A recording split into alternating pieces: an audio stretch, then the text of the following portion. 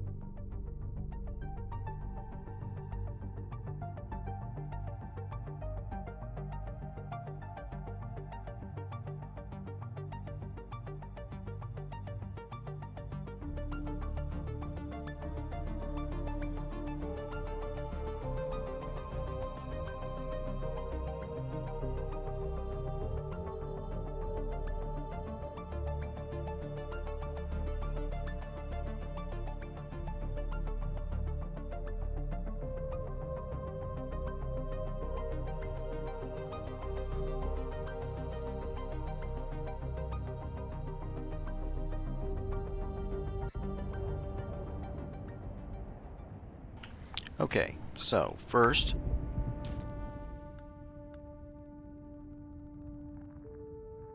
we have our Solido. So this is the design for the base, and the first thing we're going to do is go out and set up a skeleton, basically the basic base setup with the pentashields and the protections and the basic starter generators.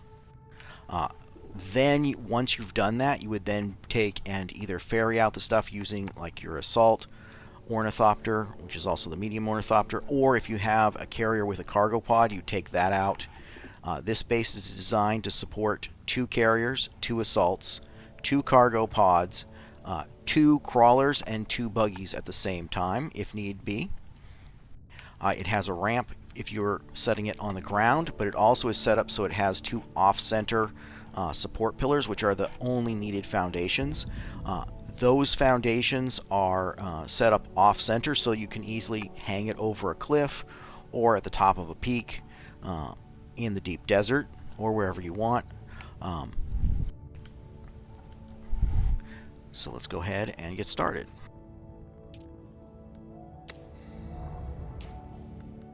One of the things, if you're starting this as your first base and you're not, you want to have like a decaliter John, a good amount of water take with you. You have your Solido, you need your build tool, and then of course the rest of your gear for operating in the deep desert. The main thing is to make sure you have some fuel cells.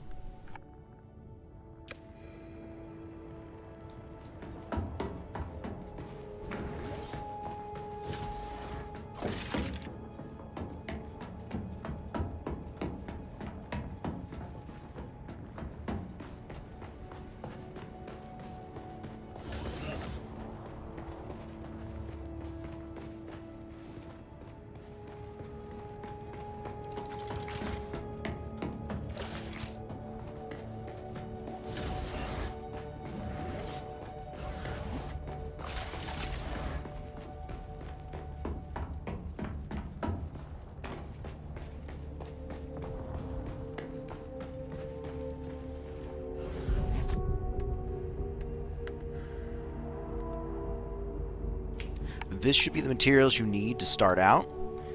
We have 5,000 granite, we have 500 salvage, 110 cobalt paste, 33 calibrated servoxes, 11 steel ingots, 50 iron ingots, and then we have 1,000 fuel cells. This is to get it started and to fuel the basic generators for the start, so you have a protected place that's protected from the sandstorms.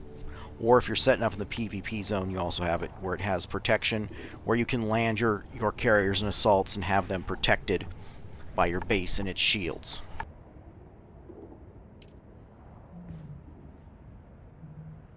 So let's head out to the deep desert.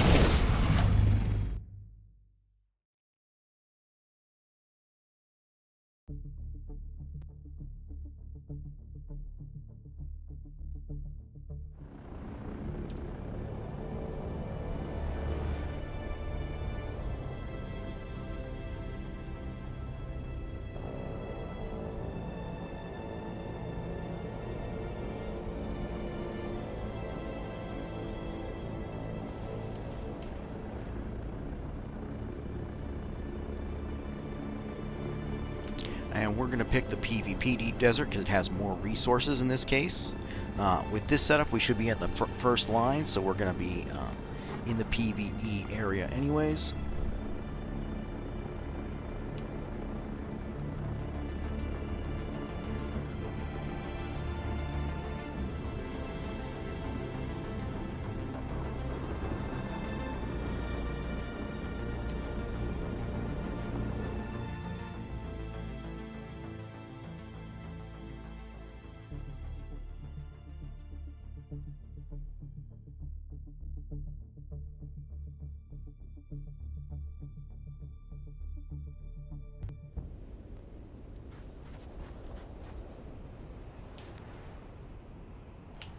Now, I don't have any of this scouted. Usually, if you were going to pick a place out in the deep desert, you'd go to one of the online mapping websites that shows you the current map for the week. You can also go through and with your scout, or just fly around and find a location first, or fly around with your assault with your materials looking for a good location, and then just land and set up as soon as you find it. We're going to be going over here to this section A1, close to the exit, that's in the PvE zone of the PvP deep desert.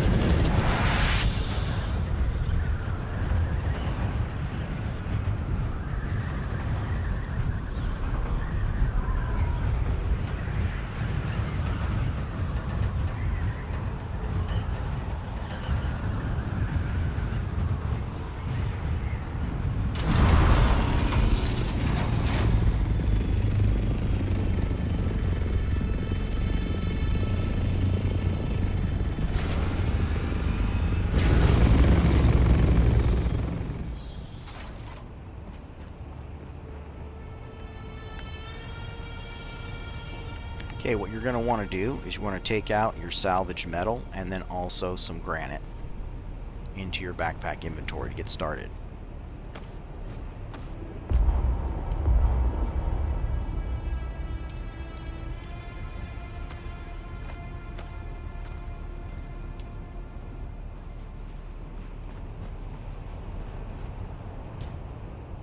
Now you're going to want to try and get the structure built, at least the first story, so you can park your ornithopter under it before a sandstorm shows up.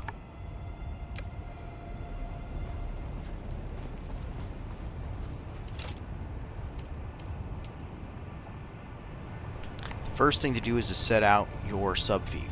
Now to start out with, you basically just want to build something that you can take and build your alignment form from. You're going to then tear it down and reset it using the blocks that you set as a guide, so that you have your build zone aligned perfectly with the construction.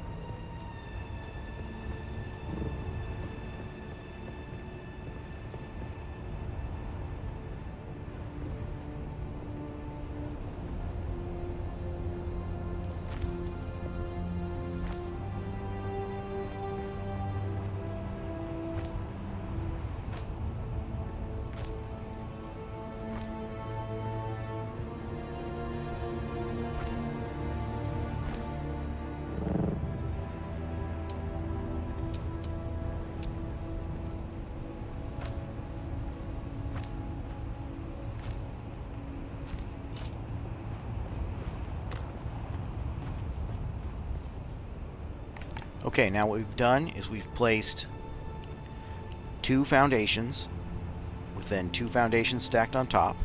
That gives us the height of the support pillars where we're going to place them. Then we go 2 stairs up from that. So this up here is where we're going to be placing our console, so that we can get our build zone in the correct place. These side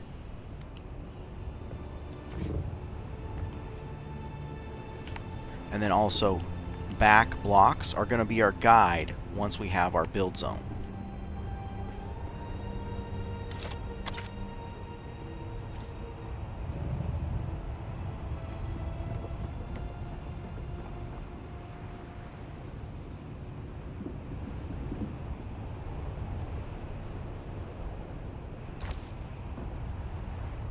So this is the location we want to place our console. Right in the middle of these 2 stairs, as far forward as they can before it goes off the edge. And we want to lower it down into the floor as far as we can, so that gets our alignment correct. So now what we do is we go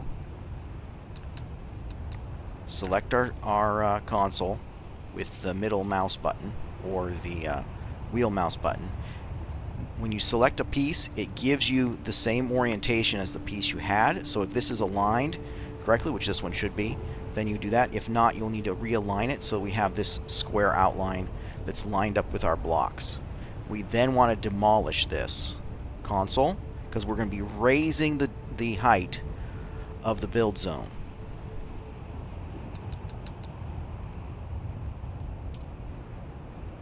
Now you only get half your materials back for the console. You get full materials for everything else. So that's one of the reasons you want to bring a little bit extra scrap. Of course, if you need more, usually you can just find it out here all over the place.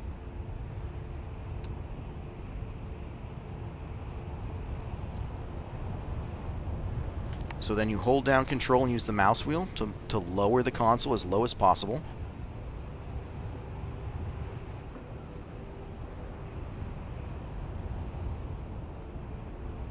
Get it lined up with that center line, and then move it off the edge, and then back it off until you're right there in the center. Then you set it again. This then takes and sets the center of the base and the height of our build zone. One of the things with bases that have just the basic console and no expansions is you can trade them to somebody else by deleting the console and then having them reset down the console. This base has where I put in a marker with the tiles, floor tiles, so you can actually see where you need to put the marker to retake over this base. So one of the things is this is mainly a harvesting base, but it's also meant to have as many PvP features as possible. So if somebody's going to take over the base, they can set it down to take the base. If you take it back from them, you know where to set down to reclaim it. But that also works in PvE if you're going to trade it to somebody, so you don't have to use it for one of your 3 slots or to give them the base. Now, if you have more more machines or whatever than the basic console can have, it'll delete those. So you don't want to transfer bases that have extensions on them without first deleting all the extra machines. Remember to keep your water up.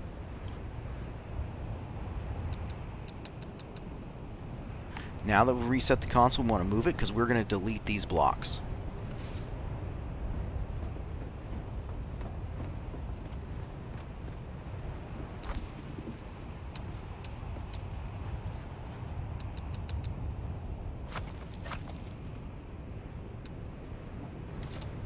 Alright, now that we've deleted the blocks, now we're going to set our Solido projection. These are our guide blocks to give us the general idea where we want it to be placed.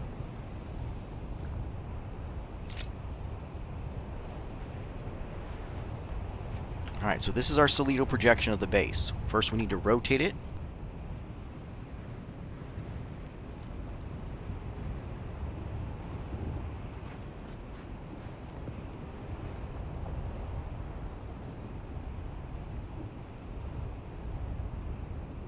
If you can see down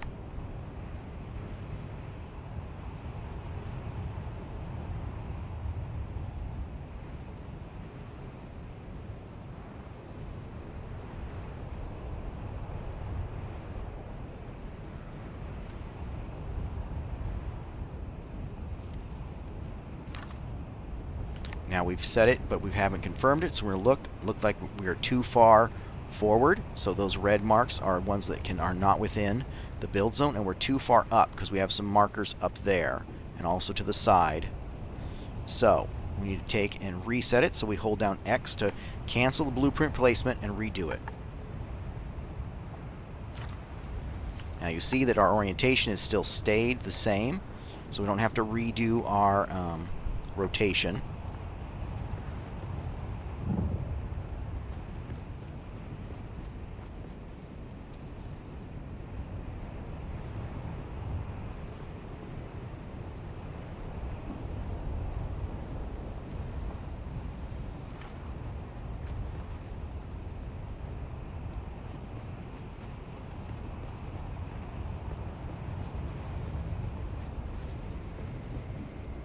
Now we've still got some pieces up at the top there that are too far up.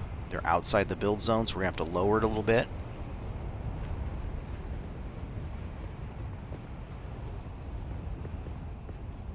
Yeah, see here, the pillars here are a little bit above the height of these first blocks, so we're going to need to lower it down so it matches up with the height of these blocks for this first stage, or first level of the foundations. Here it's been pushed up on the rocks.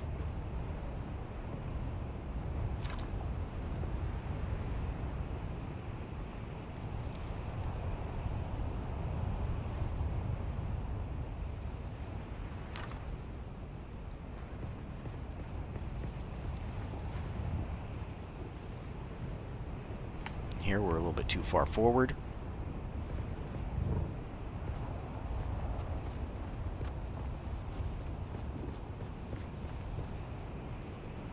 And you can see how our pillars are not quite centered with the other foundations we set out to give us a guide.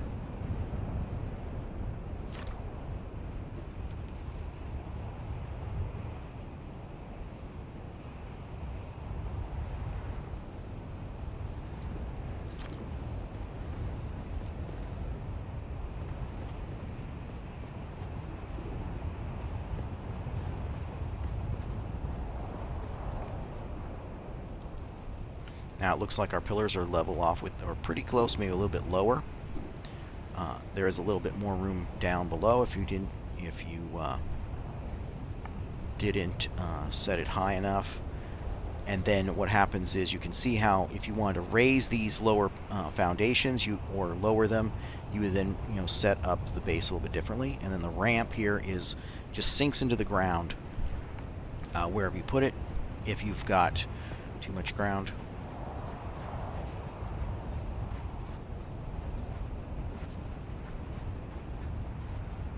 You only really need about one block high for a buggy to actually get out. But it is nicer if you can have it a little bit higher sometimes.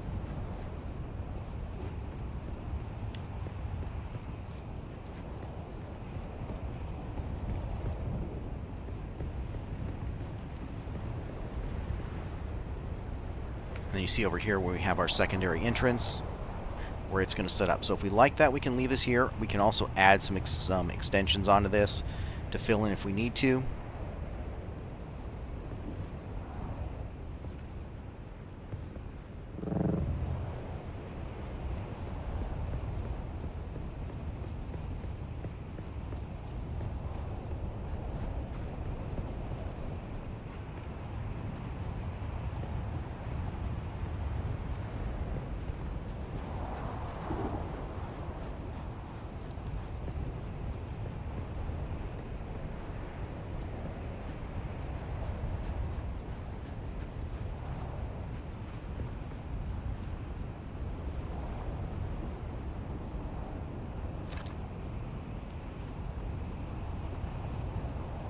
Here you can see if we go too low, it's trying to add extra foundations, because it'll try and add foundations if you need them. So if you want to make it higher,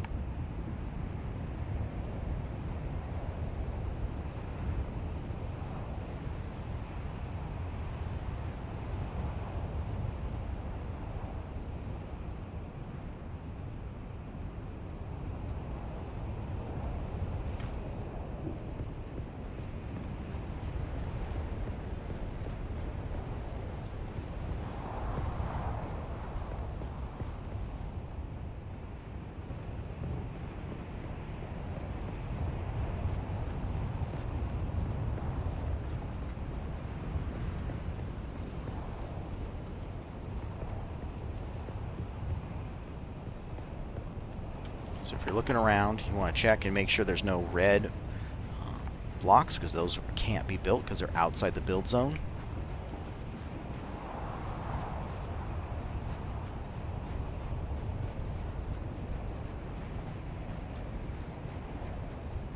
Alright, this looks pretty good, so I'm going to go ahead and set it. So we left click again. Then we get our confirmation and confirm.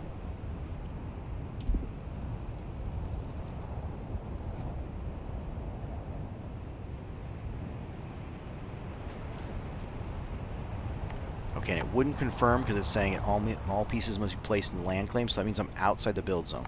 In this case, I'm probably a little bit too high.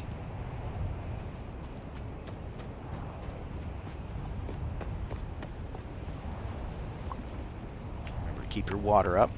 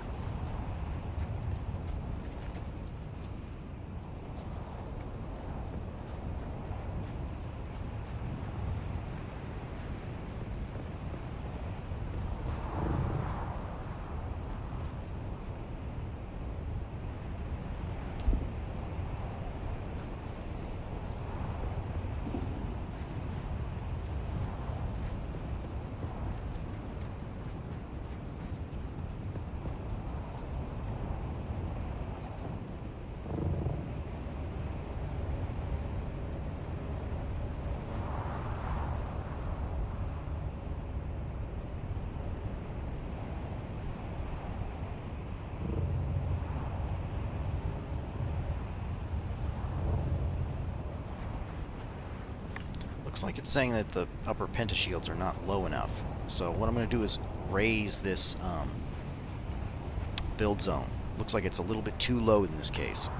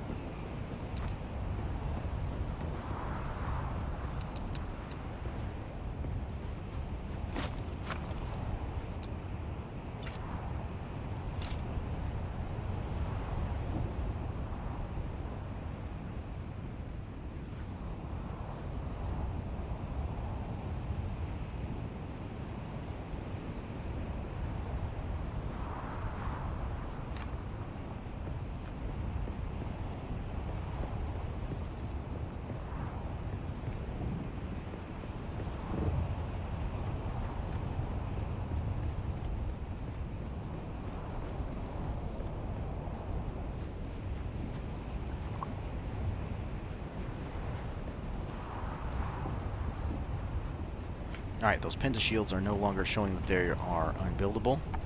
We are going to get a little extra foundation here, but we can delete that later.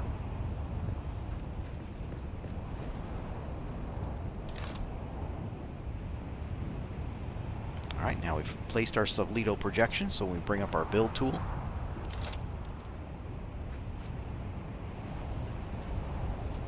So once we bring up our build tool, we now have the projection, so what we need to do is start building the foundations.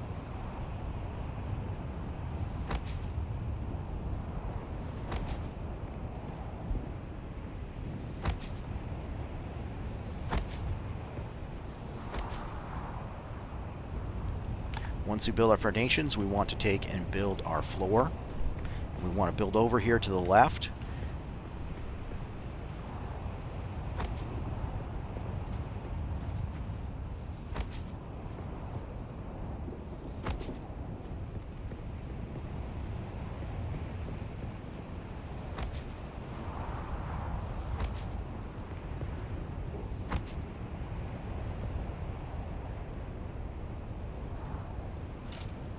Now we've run out of materials, so we need to go back and get some more from our ornithopter. Remember to refill your water.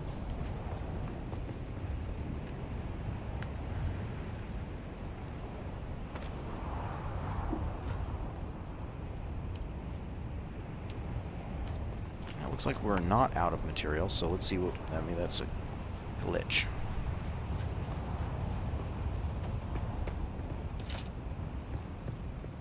Okay, no, it's not. So what happens is this particular is a shield door. So what happens is it requires iron to build.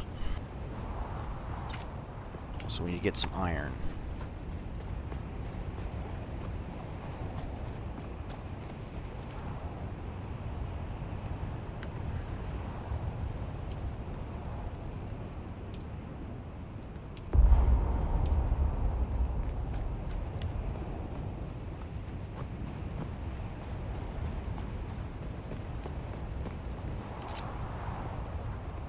Now, when you're building Solido projections, there seems to be a bug. If you have the maximum number of doors, which is 35, you can't build doors unless you delete one.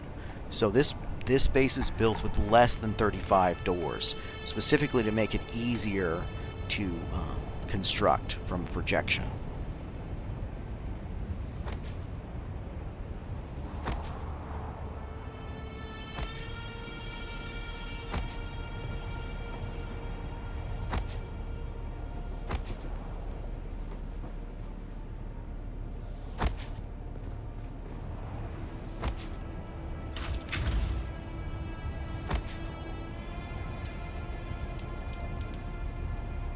When I'm building from the Solido projection, I generally like to use the small storage container as the build item, so that I don't accidentally build an odd piece out of place.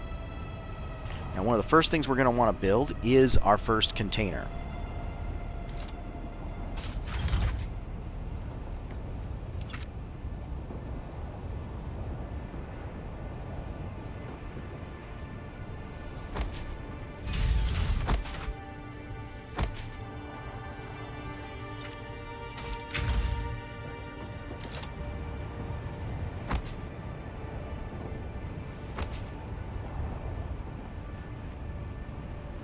That first container is here. It's near the door at the bottom so that it can be built early and then easily be used to move stuff from your ornithopter.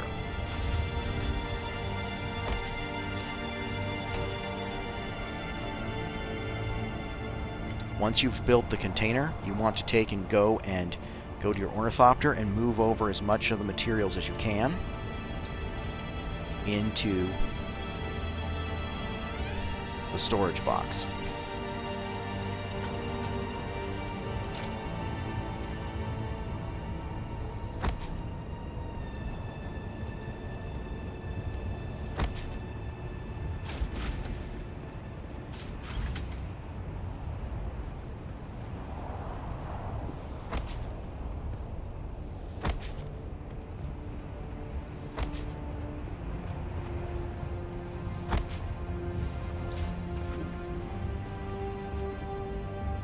Once you've built out the storage box, generally what you want to do is go down below and you want to build out this lower floor.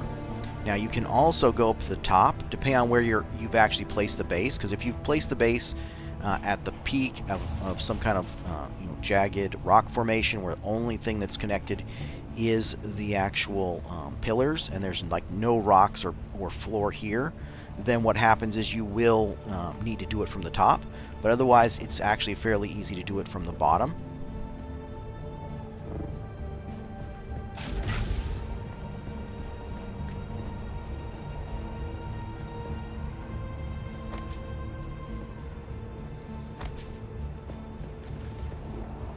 And we can now delete these guide foundations.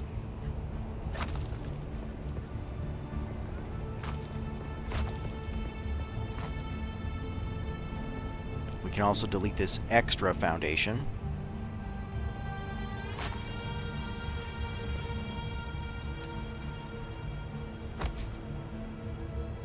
And place in the correct foundation.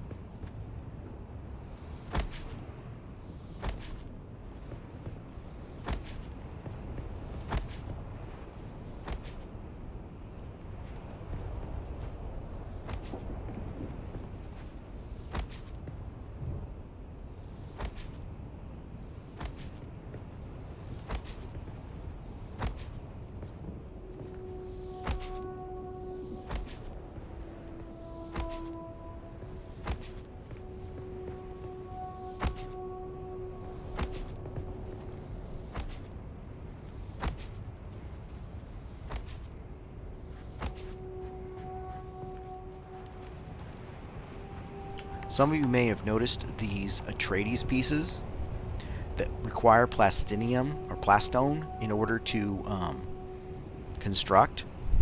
And if you noticed in my ornithopter, I didn't bring any plastone.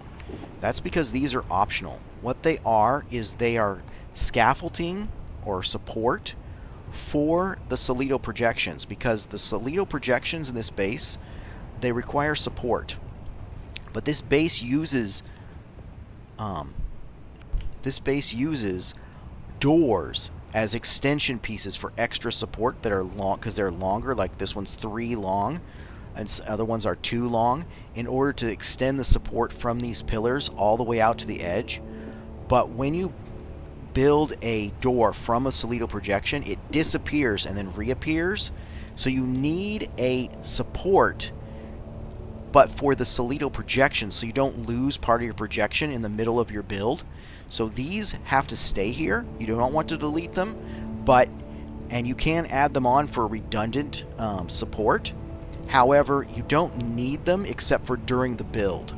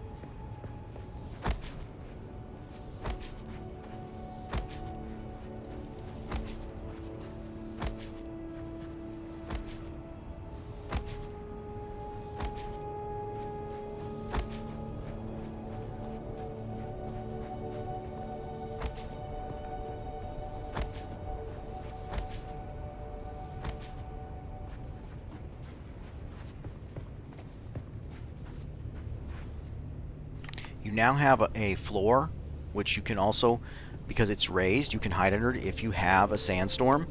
In a lot of cases, you can also cram your assault ornithopter under here to give it some cover if you need to, if a sandstorm pops up. You don't want to build all the way out to the edge, because these the non-Solido pieces that have been actually placed require regular support. So what happens is, before you get out to the end where you need support for more than the Solidos, you want to build all of the doors.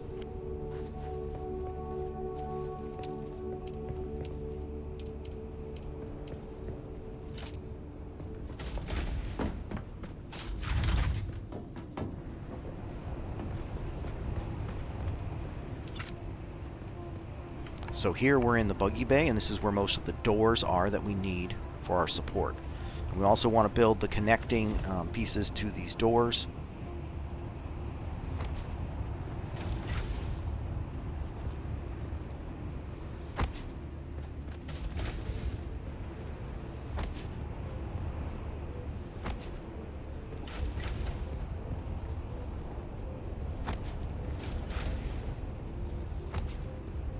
Mainly it's this connecting piece to the doors, because it's required for this one.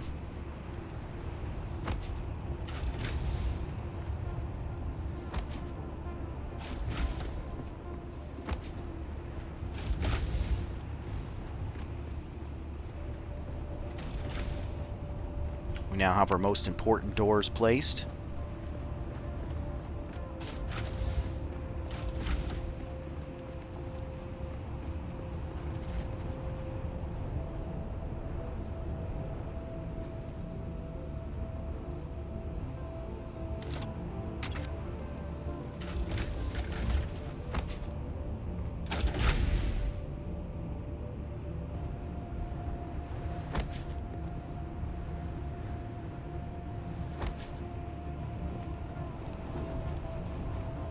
And you can see where the ramps actually just extend into the ground.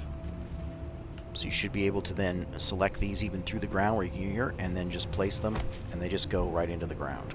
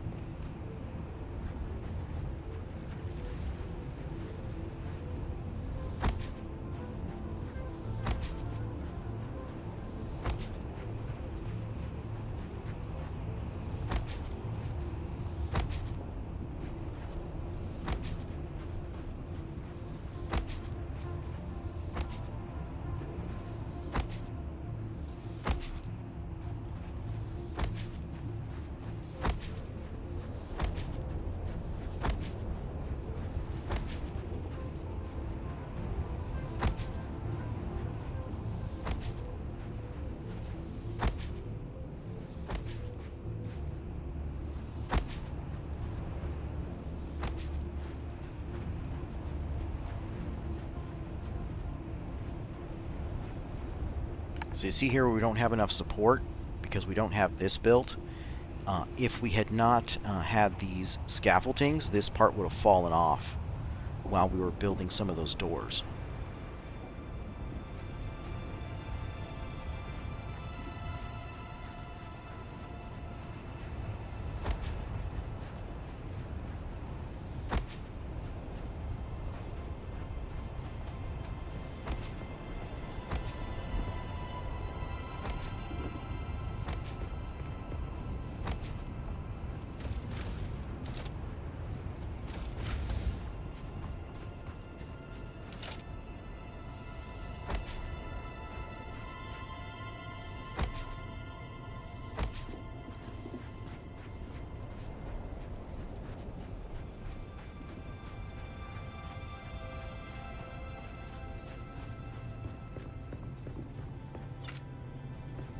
Now we've built pretty much all of the floor except for that one corner that needs additional support before it can be built.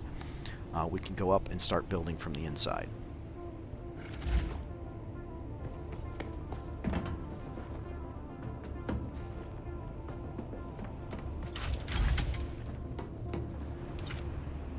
This here is the main staircase, so this builds up, so you basically come in here and then run straight up to the top of the tower.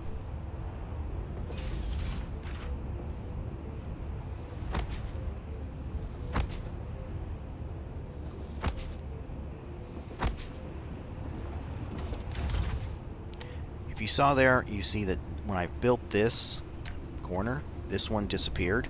Sometimes that happens with these little corner pieces, and you just have to take and rebuild them. I've not found a solution to get that to actually work besides just having to recreate them.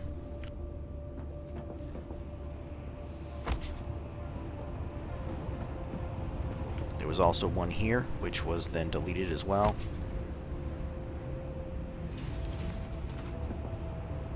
Here we have some decorations. These are optional, so you just leave the Solido projections for these for later when you have any extra material, or you go back and bring the rest of the material for the machinery and other finishing touches.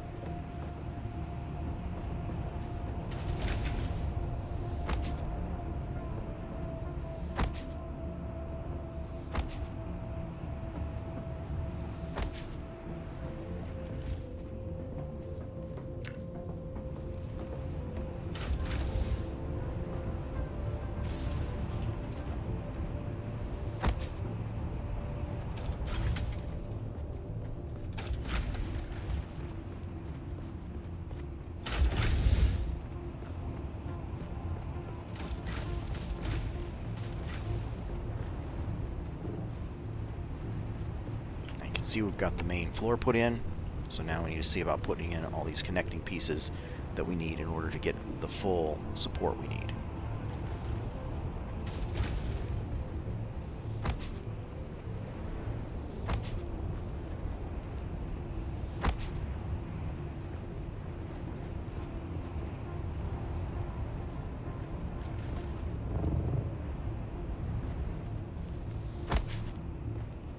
If you see this, this is a void area here. Throughout the base, there are separate places where you can hide your console. So because this base doesn't have any extra room for like extra armor, it's made out of basic materials. They are the Chome facility, which has much better armor against sandstorms and such, but for PvP, your protection for your console is that they can't find it. So there are 13 hiding spots throughout the base where you can hide the console.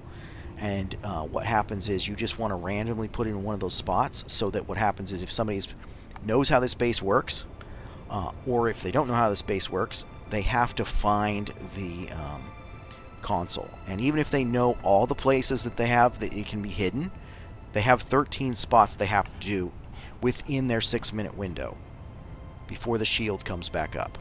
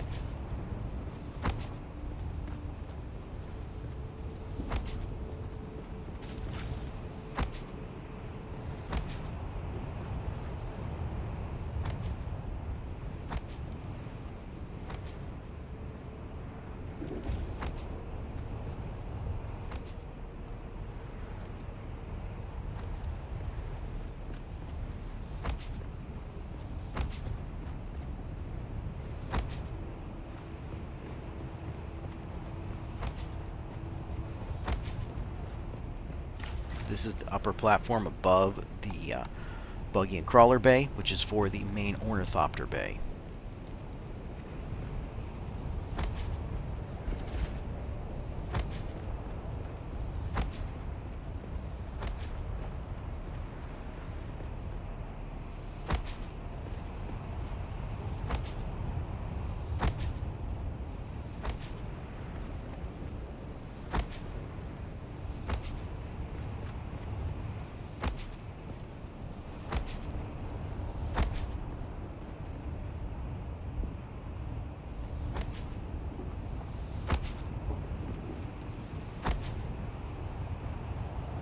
Here the corner pieces worked the way they're supposed to, but it just seems to be a glitch where sometimes they deletes the opposite one.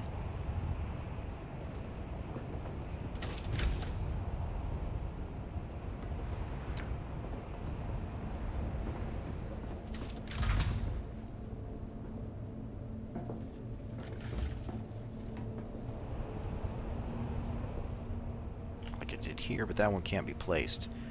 Perhaps I have an error and this is too close. We'll have to see.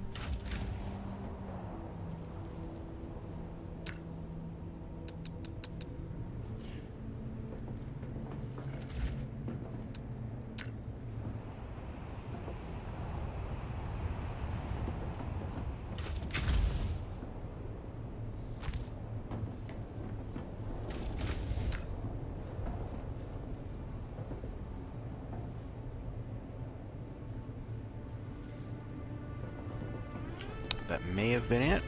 We'll see. They may have just improved the design.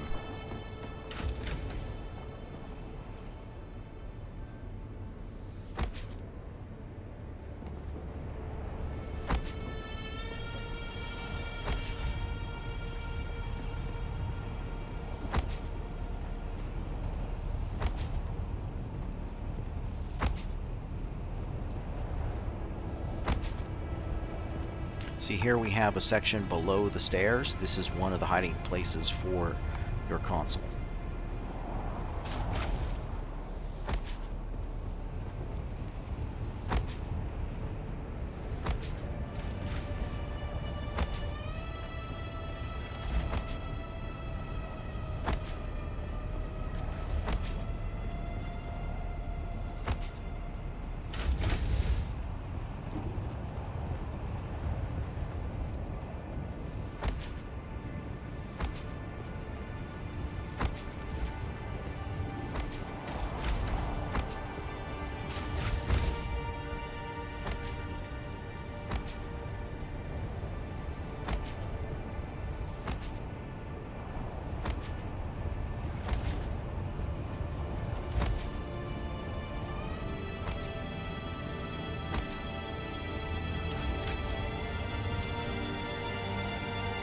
see here where we have these different colored floor tiles?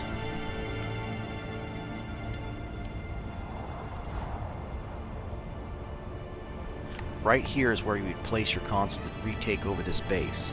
The top of those stairs from the placement form, it is right here.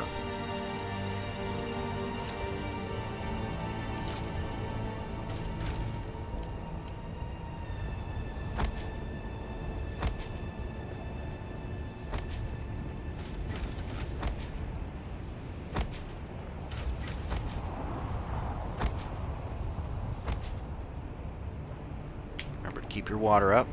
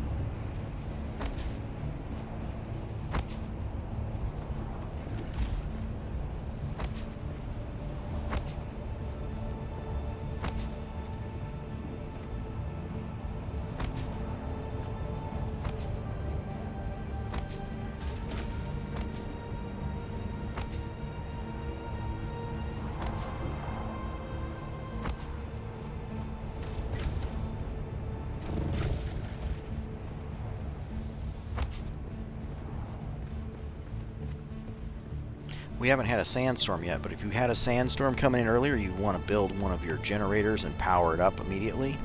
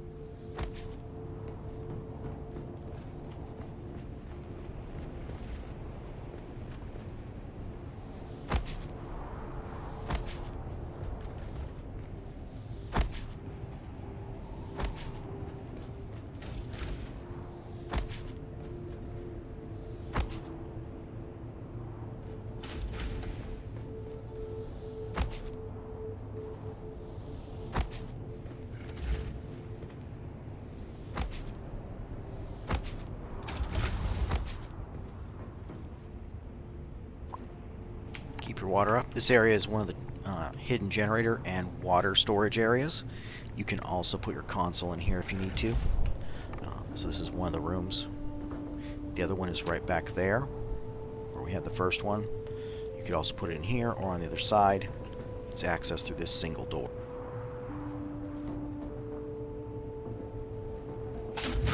usually you want to hide it in one of these completely enclosed areas, and so what happens is you would actually delete that wall in order to go through and place it, and then rebuild it so that you can completely hide it behind a solid wall.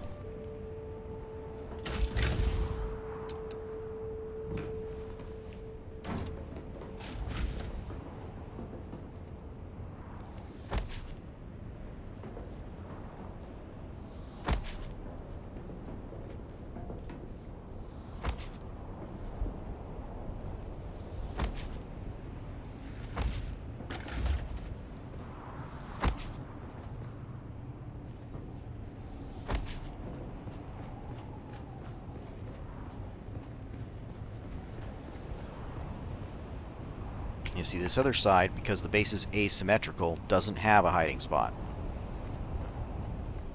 for your console.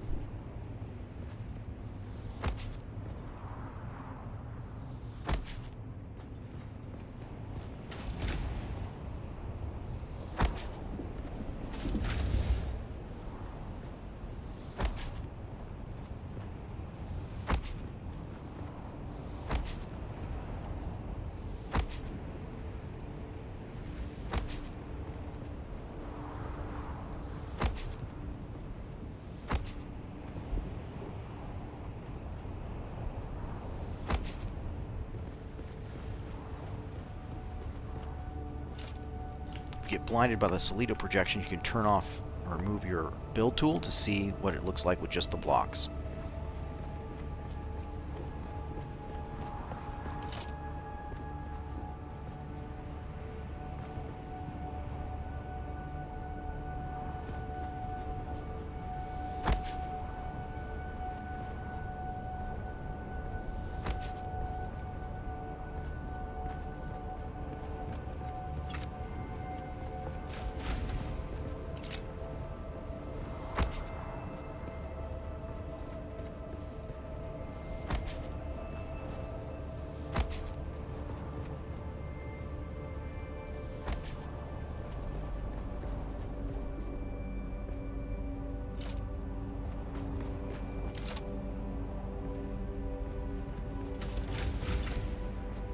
Now I've run out of material, so you need to go back to your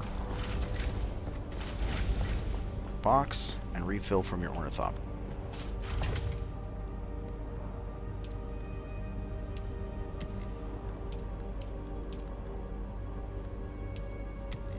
You can also keep some in your backpack if you want.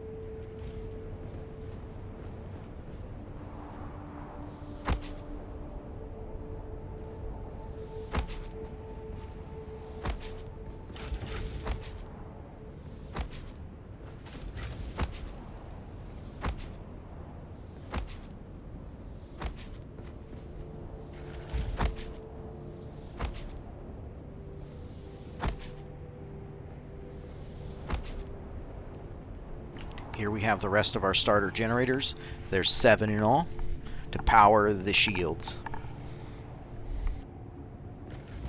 and the basic consoles, the base shields and the penta shields, and also the prudence doors, which are the shield doors.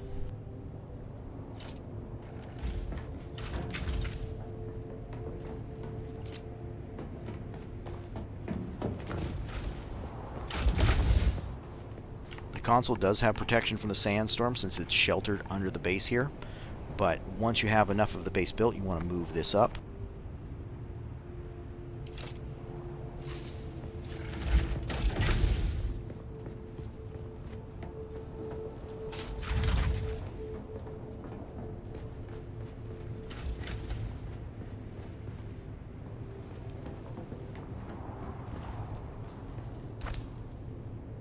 While you're building the base, you can also just kind of place it anywhere.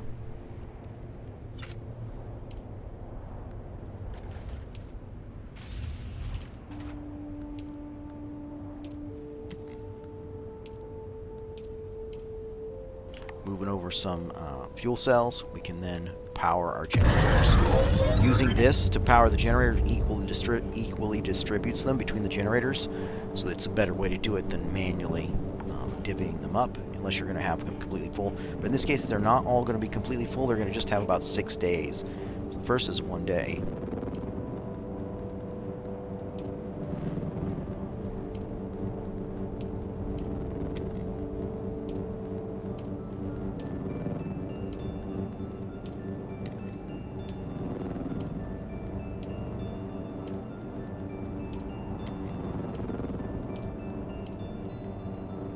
So not quite 6 days, but we have 5 days and 22 hours, so almost 6 days of fuel.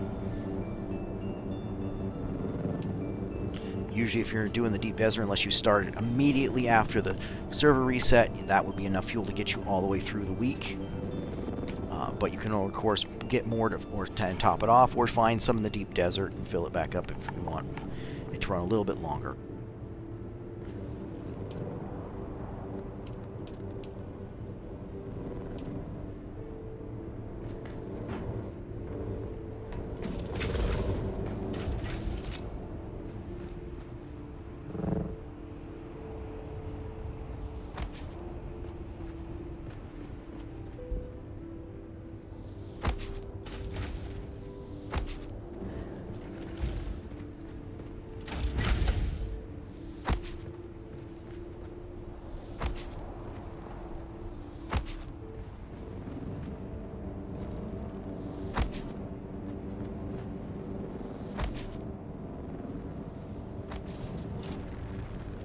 Also, now that we have all 7 of the starter generators going, we can actually build all of our pinto shields and not have to worry about them turning off our power.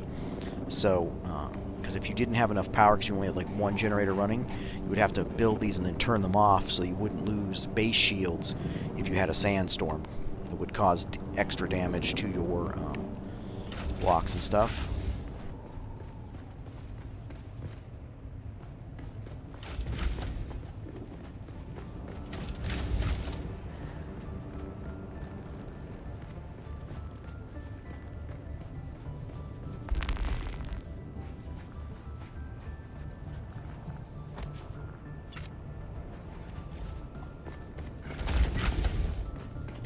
Now I will build that corner piece.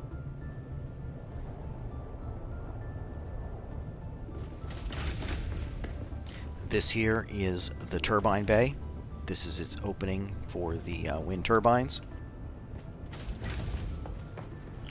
These are your crawler and buggy ramps if you're going to pick up or drop them off with your carriers. You can also use this as an extra storage spot or drop-off spot for a cargo container, although it can't be moved in and out and will block this opening.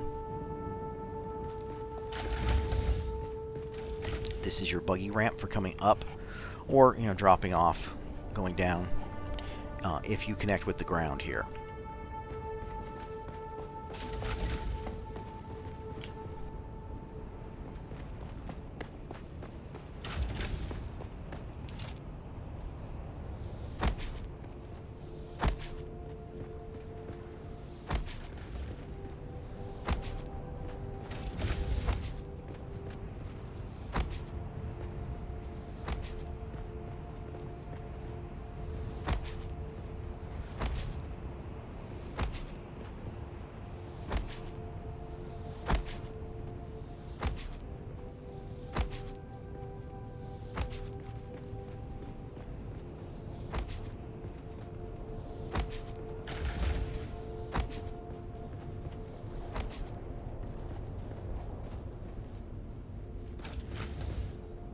This here is another hiding spot for your console.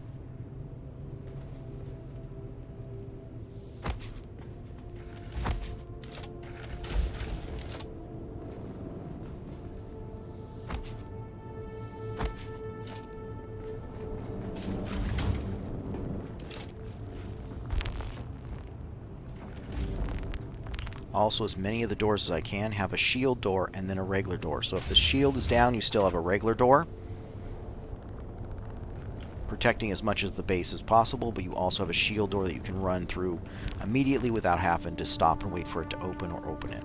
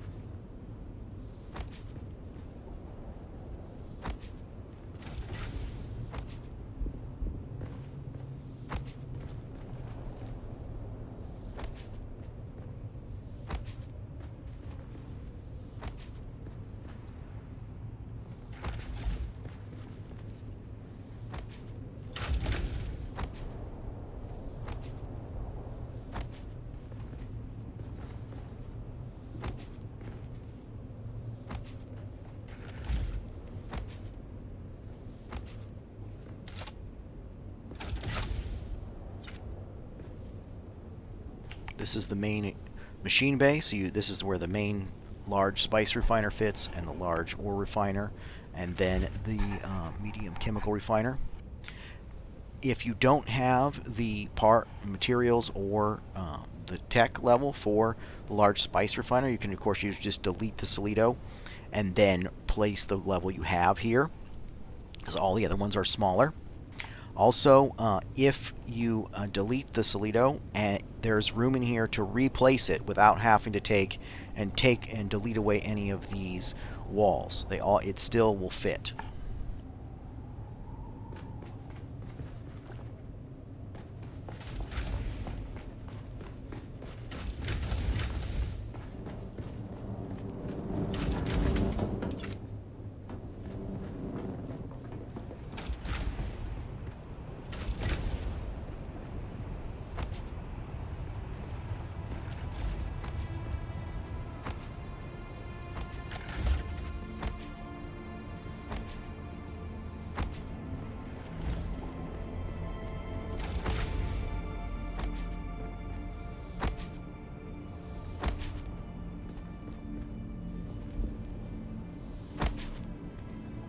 This spot right here, where we have this raised ceiling piece, that is actually so that you can fit a vehicle fabricator here if you need one, because it requires a little bit more than one wall high in order to be placed.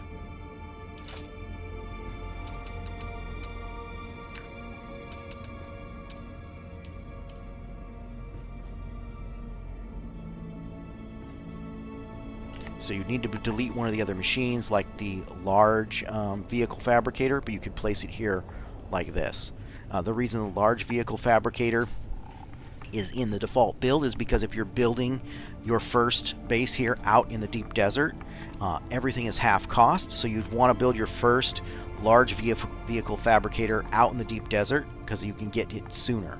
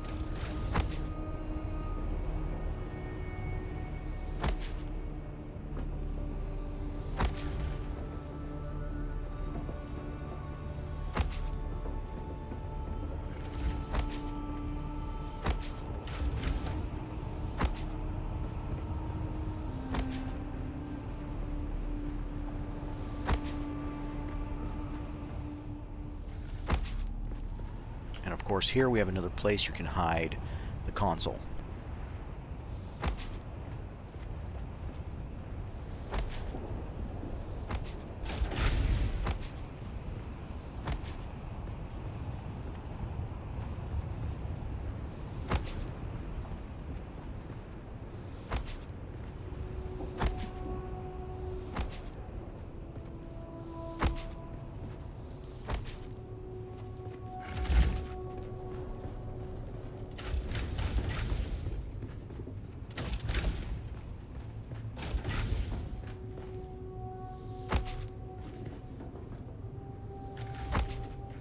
And another console hiding spot.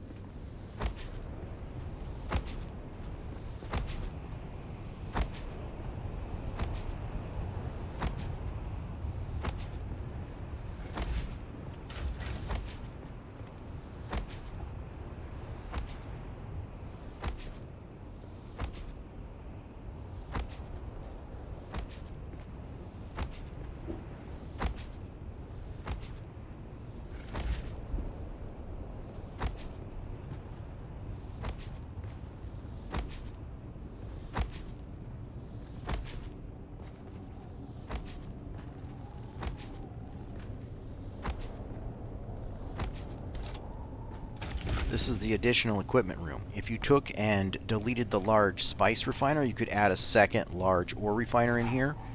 Or if you needed more water production, you could take and once you had your advanced wind turbines up, you could take and delete the 7 basic power generators and replace them with 2 spice generators and then 5 advanced death stills. Or any combination of those setups. If you delete the extra generators, you could also put an extra ore refiner here as well.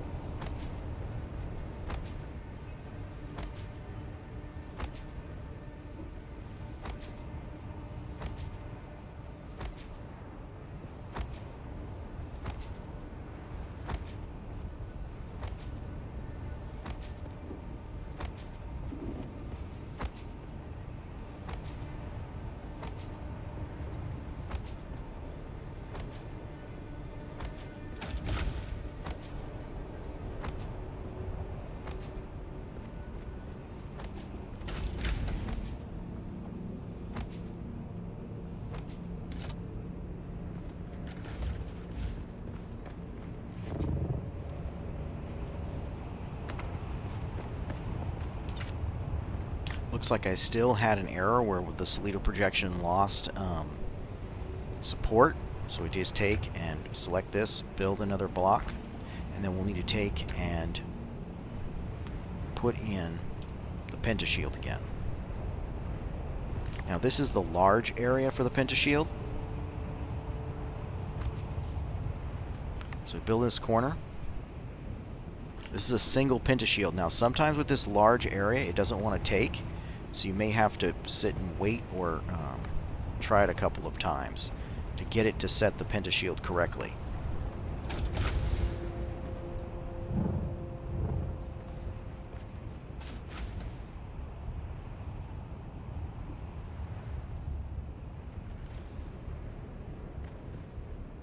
But there you see you can set the pentashield as a single piece. Now we've got the main ornithopter bay constructed and powered on. We should move our ornithopter in here to protect it if there's any sandstorms that come up.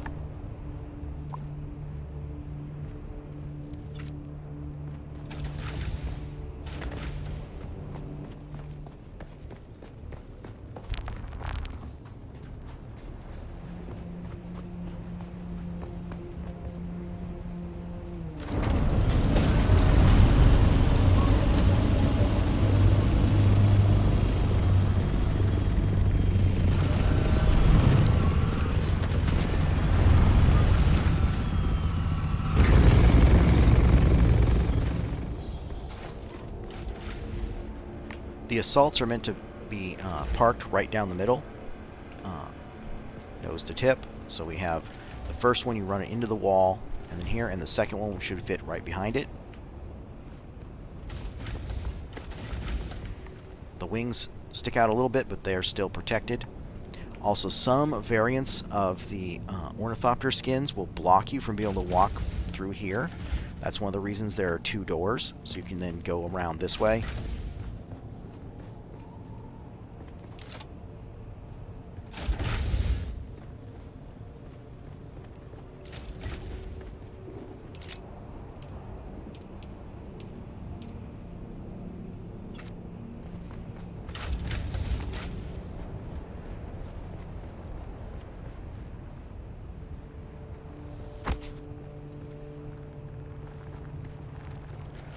Some of these we'll need to get from underneath.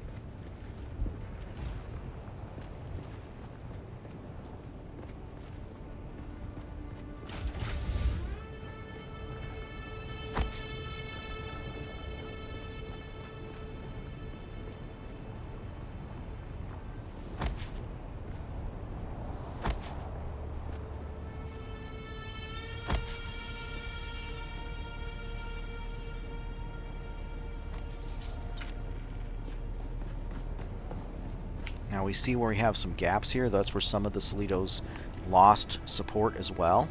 So we just have to rebuild them.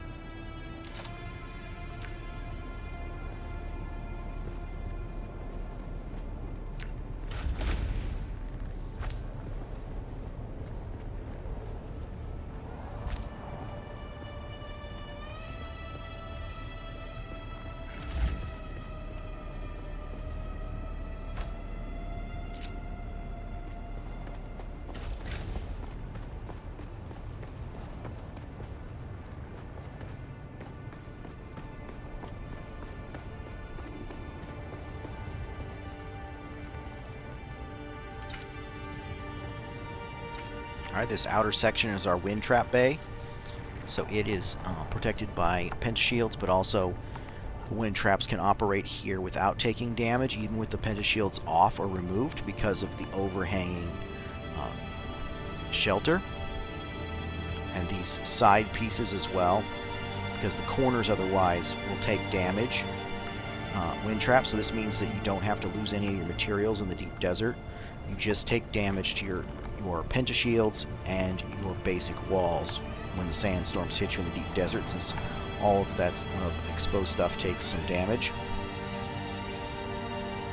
So that way you can just basically just lose steel, servox, and cobalt paste, as well as granite and scrap.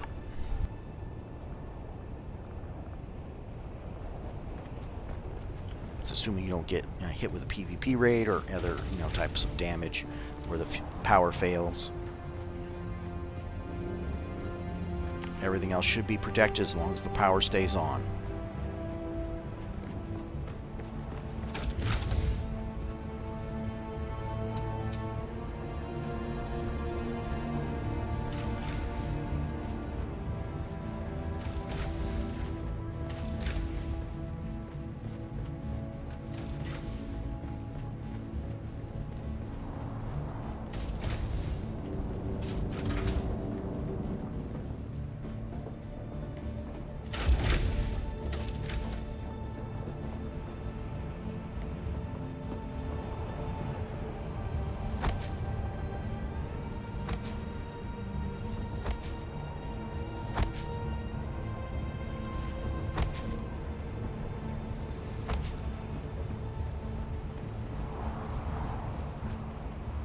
Here we have another hiding spot for your console.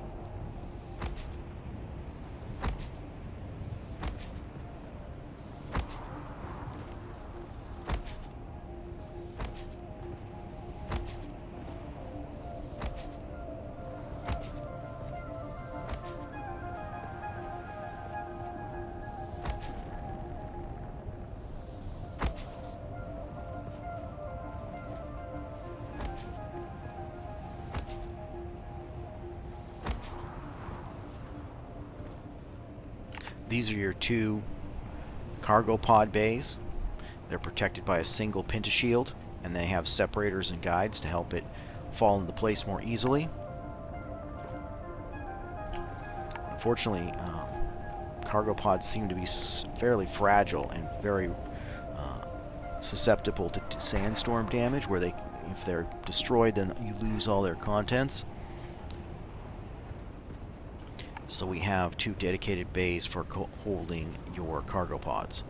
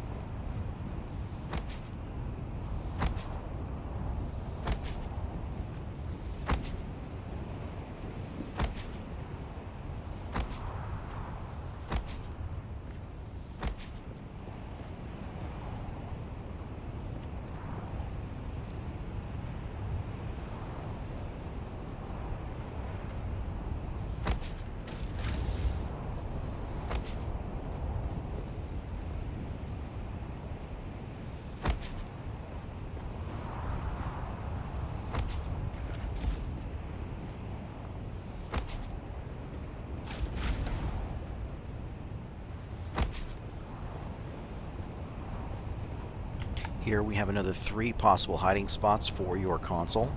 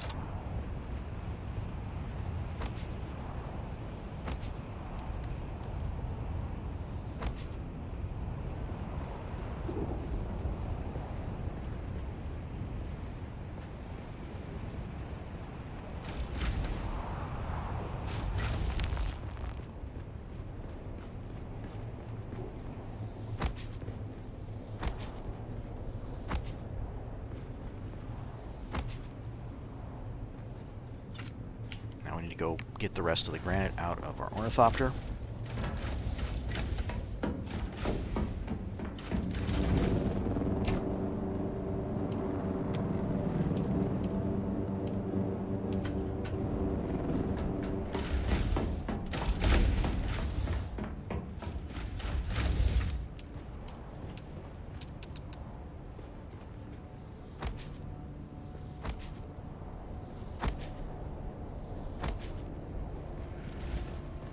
Here we have another hiding spot for your console, under the stairs.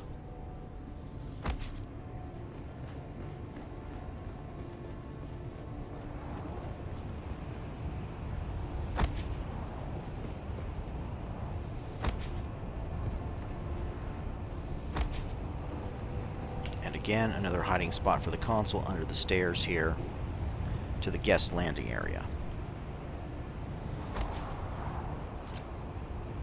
So the idea is guests would land here, on this pad here with their scouts, or if they have bigger, they can land on top of the pentashields if they don't have access to them.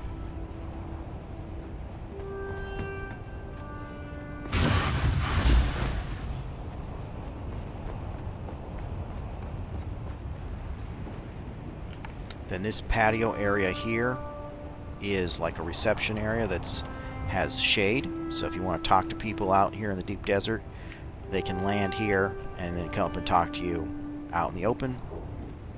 but with some cover in case there's a sandstorm, or also to stay out of the sun.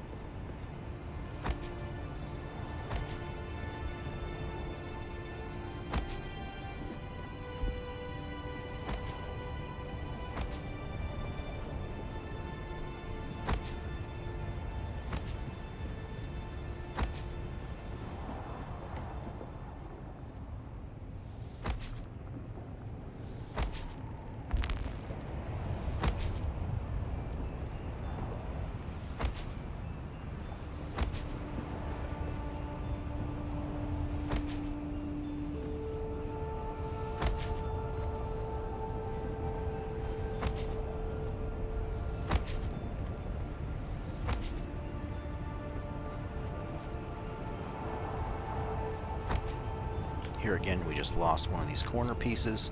You just have to replace it.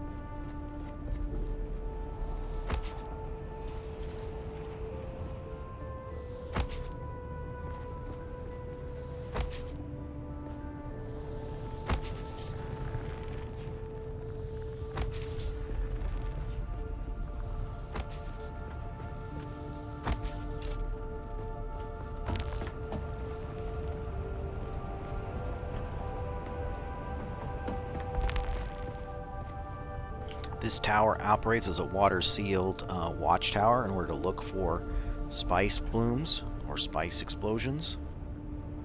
And the top of it is also a scout ornithopter pad, so you can deploy your scout ornithopter here.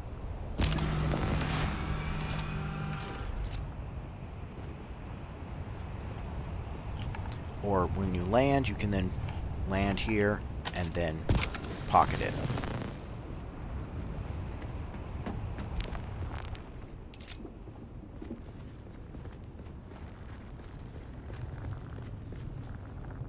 Most of the furniture here is optional. This is the only really furnished area of the base. Most of it's industrial, but this is kind of like a meeting area. If you wanted to, you could take these shield doors and give people access to them, or turn them on and off so they could come in here. And then you still have a sealed door here to keep them out of the rest of the base if you didn't want them to go through the entire thing.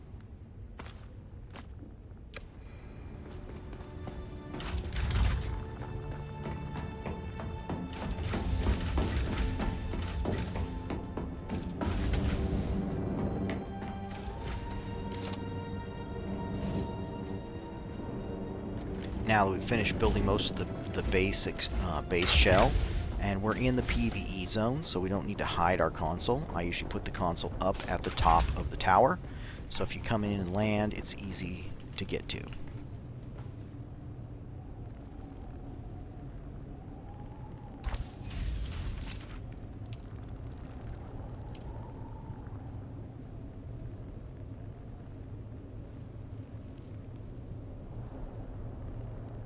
If you see here, we've pretty much got, with the Slido placements, we've got all our production, we've got all our lights, we've got all our storage, we've got a few decorations, we've got almost all our doors we can.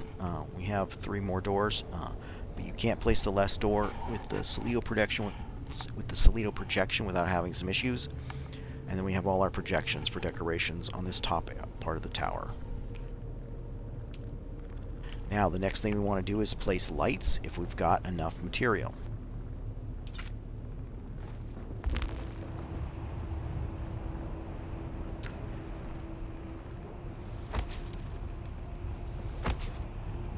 Whether you have enough material left over for this will depend on how many times you have to place the console.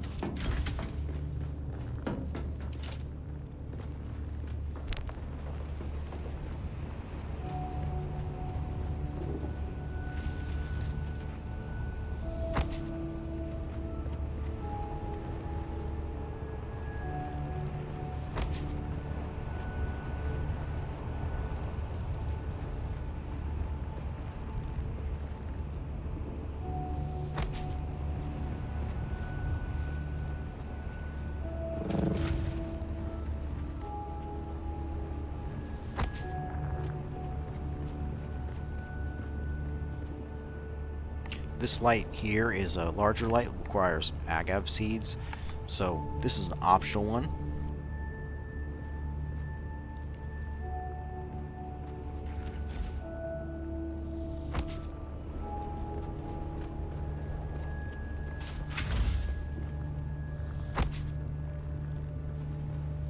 And there we've run out of scrap. So if we wanted to find some more scrap or bring some more, normally what we would do is we would take and then basically bring in the rest of our materials for our machinery, and with that we'd bring extra scrap and everything else to fill out all of the decorative pieces and lights. As you can see here, we could also fill in this plastinium, but they're not necessary unless you want extra redundant support, which would be good in PvP areas. But that would require plastone, but also some of the decorative pieces require plastone as well. So you may want to, if you bring in the stuff, you may want to just fill the rest of it in. And if you're expecting to have guests, that's a nice thing to do. This here is a sheltered overhang, so people can come out here and talk. You're protected from the sandstorms, you have a little bit of light.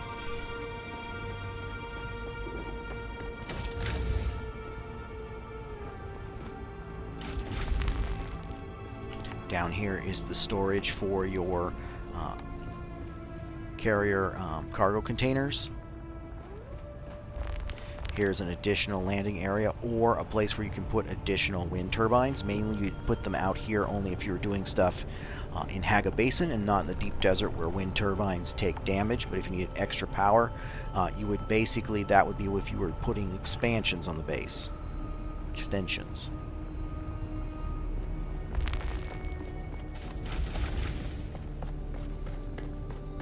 This is an extra area for storage boxes if you did extensions or wanted to replace some of them with the larger storage boxes. Although, as long as you don't need more storage boxes, the aluminum storage boxes are more efficient for carrying stuff out to the deep desert and space-wise, but they take more slots for the amount of storage. This is the place where you would take, if you needed to deploy from parts, a carrier ornithopter or another ornithopter in this base. So like say if you're up on the peak of a mountain or something, then you can't like go down to the ground and put out the ornithopter very effectively. Also, if there was a sandstorm, it would be dangerous. So what happens is if you open this door,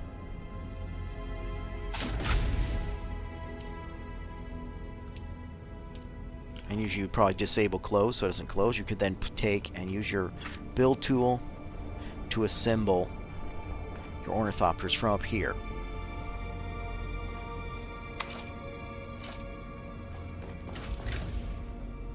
This is just an overlook of the main spice generator.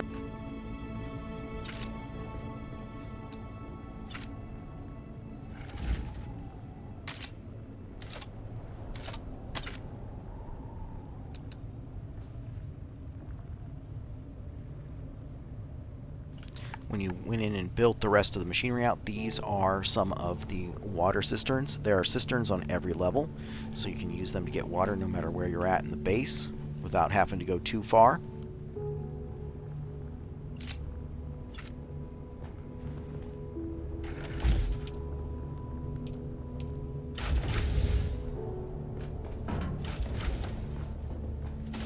Again, this is the additional equipment bay for larger stuff, or adding an additional large spice, or not large spice, additional large ore refiner, or additional power generators such as the spice power generators that are taller, or putting in additional things like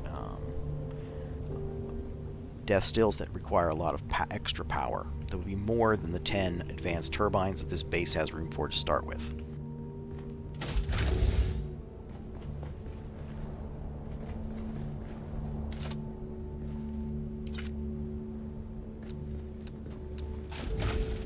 And here we have more water storage.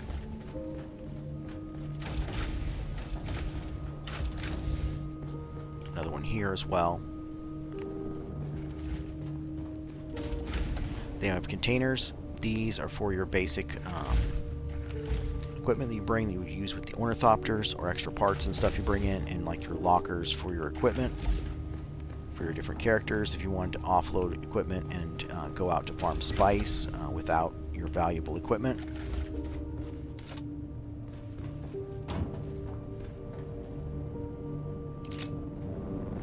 There would need to be another water cistern here, and then here are your basic generators.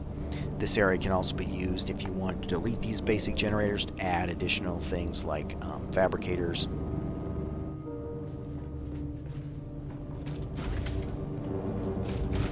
Here is where you have, again, your starter box, which could be deleted later, and add another larger one.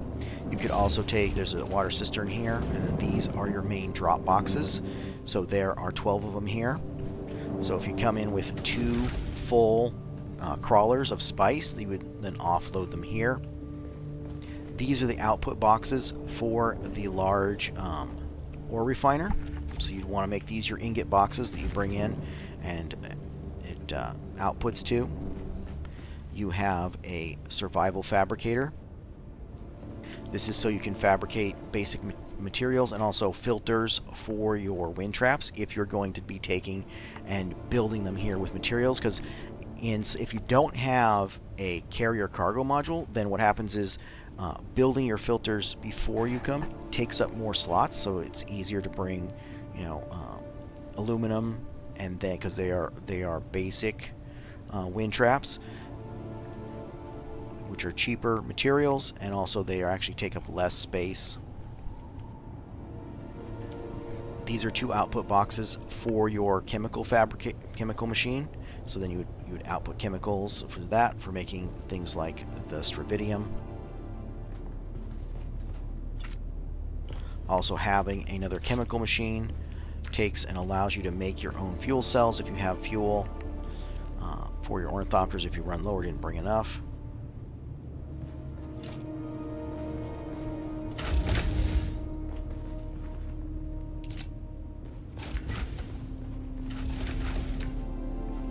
Out here we have the main buggy and crawler bay. So over here, because there's less room, is where you put the buggies. You drive one up there and one here. You can assemble buggies here.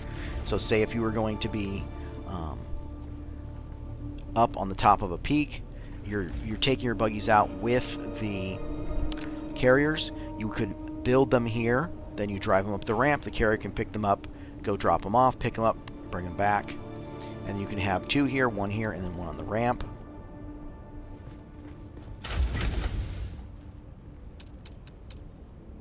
Over on this side where you have a little bit more room, this is where you would have your crawler. You assemble your crawler here and then drive it up on the ramp. You could then assemble another one. So then you could bring out with your carriers and pick that one up, drive the other one out and pick it up as well. So you could operate 2.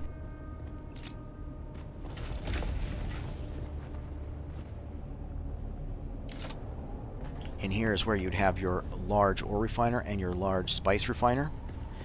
These 6 boxes over here are the output boxes for your spice refiner. If you're running 15 batches a day all week, that should fill up these 6 boxes. Then out here we have our advanced vehicle fabricator, because if you're going to be coming out here, say if you had and we're coming out here to as your first base, you would want to build this out here in order to build it cheaper, and then build your first things like your bite cutter array in order to then continue your mining and teching up. You could, of course, just delete this and then use it to replace it with another machine, such as a smaller, vehicle fabricator if you're using those lower tech vehicles, or any other machine you would want.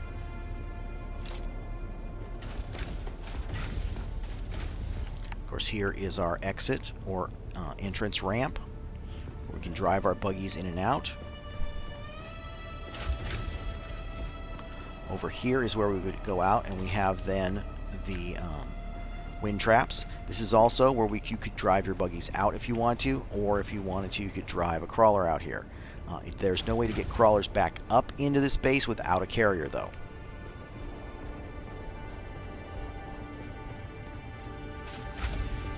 Coming out here is where you would have access to loading your filters into your wind traps.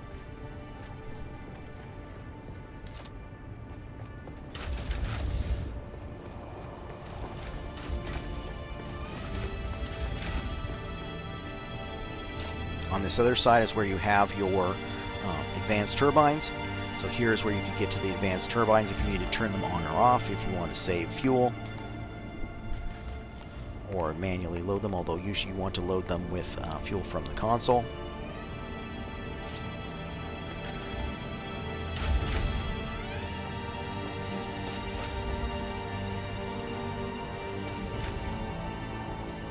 Heading back in here, we basically have areas where you have extra water storage tanks and then generators. Although those are the starter generators that could be deleted in order to make room for other machines if you have bigger power generators. Also, if you wanted to take and use this base as a decoy, you could delete some of these water cistern Solitos, and you could add extra additional power generators for power redundancy.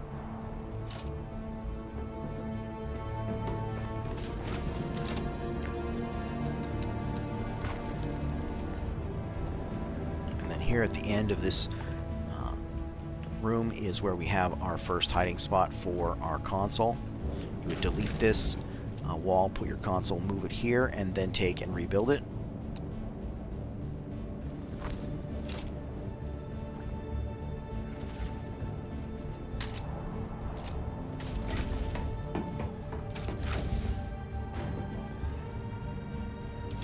This other side is more water storage tanks and generators.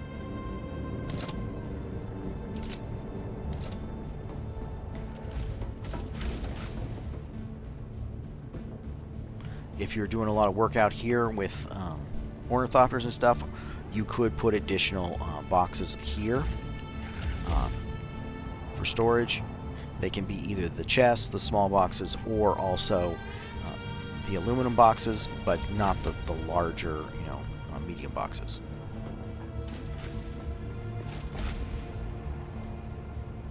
Then back here you have your ramps to access the ornithopter bay to get to your assaults or your carriers, which your carriers would be parked on either side, and then your assaults down the middle.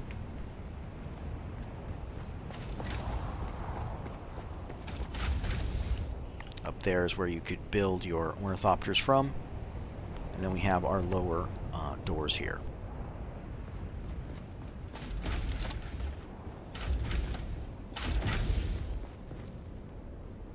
You could also put additional equipment here. Mainly you use these areas for additional equipment if you're actually expanding the space. So if you're putting extensions on it, then you could put more equipment, more boxes, more stuff here, such as you could also put like your death stills here and then generators down below. Or excuse me, the generators would be up above here if you're using spice generators.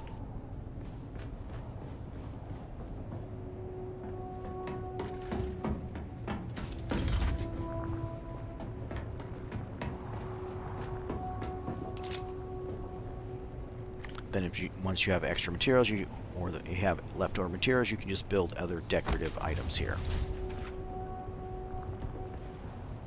You also at the top have a water cistern and a box. For this is for extra, materials or water for if you're going up to the landing pad, or if you're coming down to drop stuff off or pick stuff up or leave your stuff when you're heading out.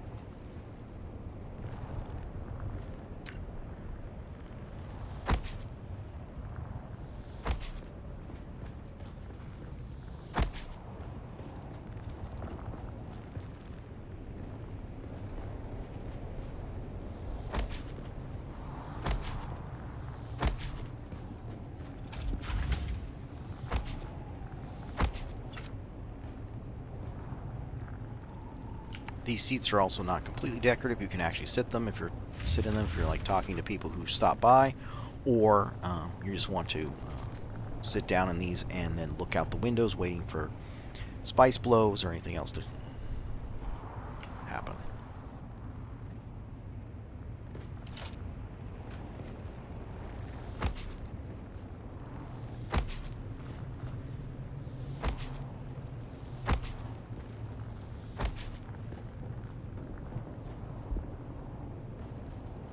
There, we've used up all our materials.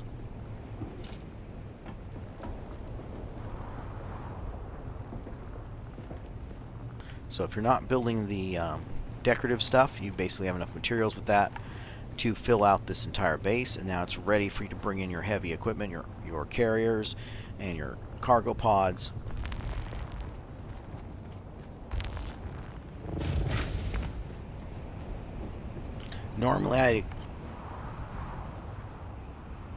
Normally I would expect it to take you about 2 to 3 hours to come out here and set up this base. If you have multiple people, it could go faster. Also, if you've pre-scouted your area or pre-set up anything, of course that saves you some time.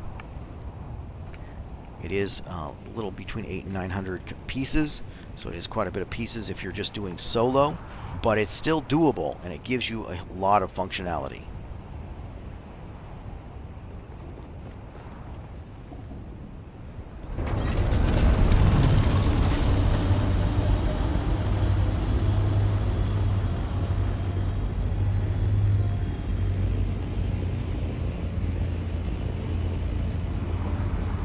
So there's your basic shell. It's now ready for you to bring in all of your equipment. If you don't have a carrier, you can bring it in with your assaults, or even you could even build this. You can even build this with like 2 cargo loads of a scout. If you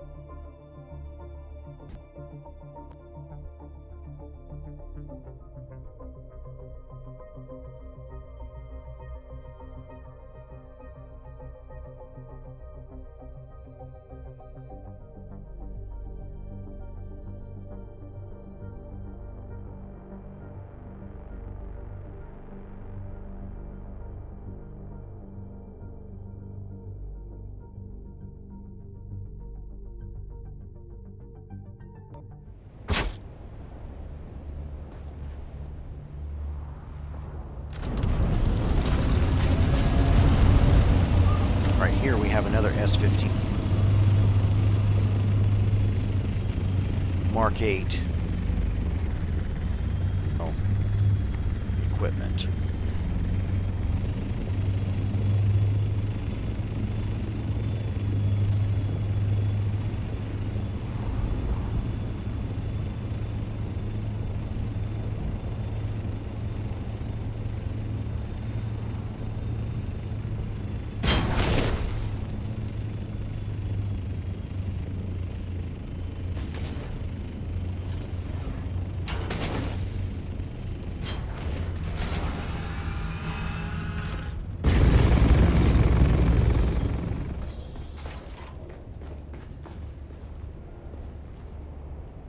So that concludes the setup instructions for the S15D basic shell.